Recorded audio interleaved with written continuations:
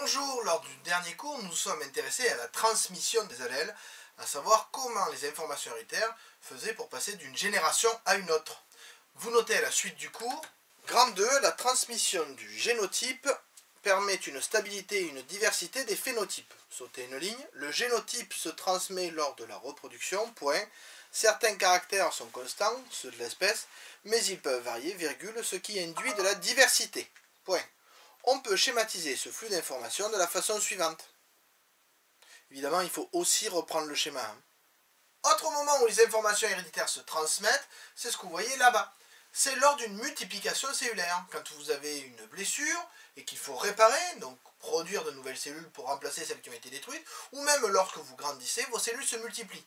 Et lorsqu'elles se multiplient, les noyaux sont multipliés aussi, et donc les informations héréditaires. Et nous avions vu que lors de cette multiplication cellulaire, oui, elle se répète à l'infini, il y avait une conservation du nombre de chromosomes et une conservation de l'information héréditaire. Les allèles étaient donc identiques d'une cellule à une autre. Ce qui nous fait dire qu'une de nos cellules contient l'ensemble des informations nécessaires pour construire l'individu entier, puisqu'elles ont toutes la même information génétique. Alors vous notez à la suite du cours, en vert 2.1, le phénotype est stable, 3 petits points, sautez une ligne. Lors de la reproduction sexuée, les êtres vivants transmettent leur génotype. Chez l'homme, le nombre de chromosomes reste à 46, c'est une constante spécifique, entre parenthèses liée à l'espèce, point à la ligne. Le génotype mis en place lors de la formation de la cellule œuf, et il reste stable lors des multiplications cellulaires qui vont permettre la formation de l'individu. Donc voilà pour une reproduction des cellules qui permet de garder un génotype stable. Mais nous avons vu aussi que lorsqu'il y a formation de gamètes, les chromosomes allaient se séparer. Effectivement, souvenez-vous, dans un gamète, il n'y a que la moitié des chromosomes par rapport à un individu adulte. Et donc, il n'y a pas la totalité des informations héréditaires.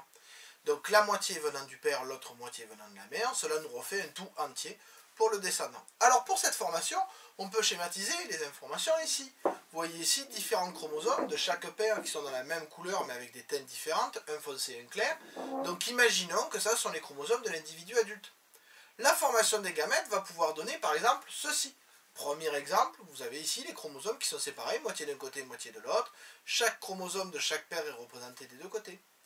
Mais ça, ce n'est qu'une possibilité. Vous pourriez bien imaginer que les chromosomes pourraient se séparer comme ça. Oui, regardez, les couleurs ne sont pas les mêmes répartitions. Mais enfin, c'est qu'un exemple, ils pourraient aussi se reproduire et se répartir comme ça. Ah, vous voyez, hein, c'est très différent à chaque fois. Et là encore, j'ai montré que quelques chromosomes, pas 46. Si j'avais montré les 46 chromosomes, il aurait fallu que je montre 2 puissance 23 possibilités pour les gamètes. Hein? Ah, ça ne vous parle pas trop? 8 688 308 possibilités.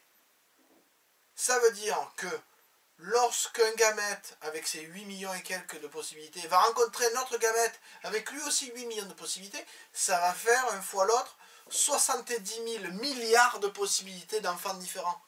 Vous imaginez, c'est bien pour ça que dans une fratrie, les enfants ne sont pas les mêmes. Hein. Il est statistiquement très peu probable d'être identique à son frère et sœur, même si on partage avec lui la moitié de l'information génétique qui vient de nos parents.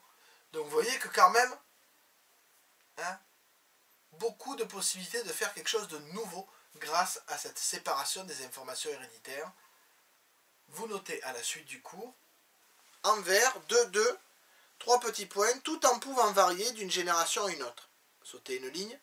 Lors de la formation des gamètes, virgule, on peut constater que le nombre de chromosomes est divisé par 2, point, à la ligne. Cela signifie que les cellules reproductrices ne contiennent que la moitié du génotype d'un individu, point à la ligne, c'est-à-dire 23 du père, choisi au hasard, plus 23 de la mère, choisi au hasard, donne 46 chromosomes pour l'enfant. Sautez une ligne. Le nouvel individu sera constitué par la moitié des chromosomes de chaque parent, pris au hasard parmi 46. Donc chaque individu aura un génotype unique, constitué au hasard à partir de celui de ses parents, et de la rencontre des gamètes. C'est pourquoi nous sommes tous différents, même au sein d'une même famille. Hein?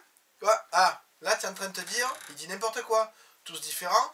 Mais alors pour les jumeaux, alors pour les jumeaux, c'est relativement simple. Voilà l'explication. Comment se forment les jumeaux? Comme pour chaque grossesse, tout se passe dans l'utérus, où un spermatozoïde va féconder un ovule. Il rentre dans l'ovocyte, cela forme un œuf. Il va se diviser en cellules de plus en plus nombreuses. Hasard de la génétique, 2 embryons au même gène vont naître. Vous les voyez en vert. Ce sont de vrais jumeaux, on dit qu'ils sont homozygotes. Dans l'utérus, ils partagent le plus souvent leur placenta et sont dans 2 poches séparées de liquide amniotique. Ils peuvent aussi être dans la même poche, mais c'est très rare. Ou encore, comme sur cette image, ils ont chacun leur placenta et chacun leur poche. Autre possibilité, les faux jumeaux. Il y a 2 ovules et chacun est fécondé par un spermatozoïde. Chaque œuf se développe de manière indépendante, ils n'ont pas les mêmes gènes, ce sont des jumeaux hétérozygotes, autrement dit de faux jumeaux. Dans l'utérus, ils sont alors chacun dans une poche avec leur propre placenta et leur cordon ombilical. Voilà, pour les vrais jumeaux, c'est simple, les jumeaux homozygotes. Ils sont issus de la même cellule œuf, donc ils ont le même génotype. Donc à la fin, le phénotype est identique. Alors, bizarrement, pas tout à fait identique, il y a des différences. Ça voudrait dire qu'en fait, le phénotype, l'aspect de l'individu, ne dépend pas uniquement du génotype, mais qu'autre chose peut l'influencer. Voilà une information qu'on peut creuser avec la vidéo suivante. Par leur comportement et leur apparence, Olivia et Isabella sont 2 fillettes de 6 ans tout à fait normales. Toutes petites, ces vraies jumelles étaient difficiles à distinguer. C'était avant que l'une d'elles tombe malade. On a la même taille, mais je suis tombée malade et à cause des médicaments, je suis toute maigre.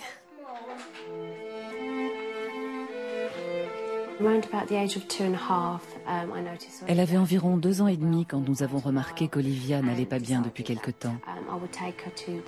Quand je suis allée voir le médecin de famille pour une prise de sang, elle était toute pâle, presque anémique et très fatiguée.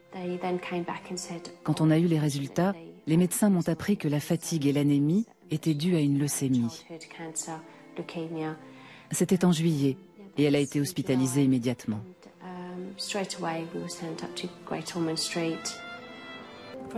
Respire profondément. La maladie d'Olivia a été une épreuve terrible pour toute la famille.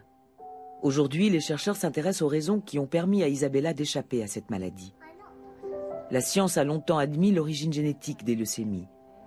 Mais comment expliquer alors l'apparition de la maladie chez une seule des jumelles homozygotes?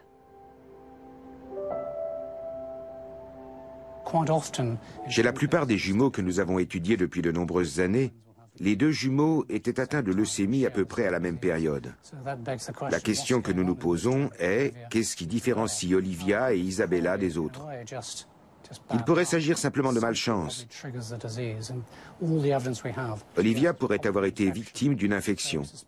Nous savons qu'elle a eu une infection des amygdales qui aurait pu déclencher une leucémie. Sa sœur aurait échappé à la maladie parce qu'elle ne présentait pas cette infection particulière. Mais une infection des amygdales ne peut pas à elle seule déclencher une leucémie. Le professeur Mel Greaves compare les gènes des 2 fillettes. Il cherche d'éventuelles mutations provoquées par l'infection des amygdales et qui pourraient expliquer la leucémie. Nous avons commencé par identifier les mutations dans les cellules sanguines d'Olivia. Ensuite, nous avons fait de même avec le sang d'Isabella. Dans son cas, les cellules leucémiques étaient peu nombreuses et ne présentaient qu'une seule mutation, alors que dans les cellules leucémiques d'Olivia, nous avons identifié 5 mutations. Isabella, dont les gènes présentent une première mutation, risque donc elle aussi de développer une leucémie. Les chercheurs ont découvert aussi que les stades précoces de la leucémie peuvent commencer avant même la naissance. Les vrais jumeaux, comme Isabella et Olivia, partagent le même placenta lors du développement embryonnaire dans l'utérus, et par conséquent le même sang. La leucémie peut donc débuter avant même la naissance, par une mutation de l'ADN.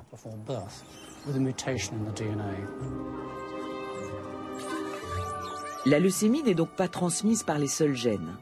C'est une maladie plus complexe qui peut apparaître par l'interaction de facteurs environnementaux et génétiques. Les études sur les jumeaux montrent ainsi que l'environnement peut influencer notre développement dès le stade embryonnaire.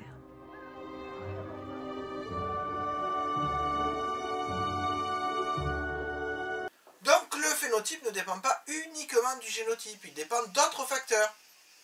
Mais c'est ce que nous verrons la prochaine fois. Sur ce, je vous dis à bientôt.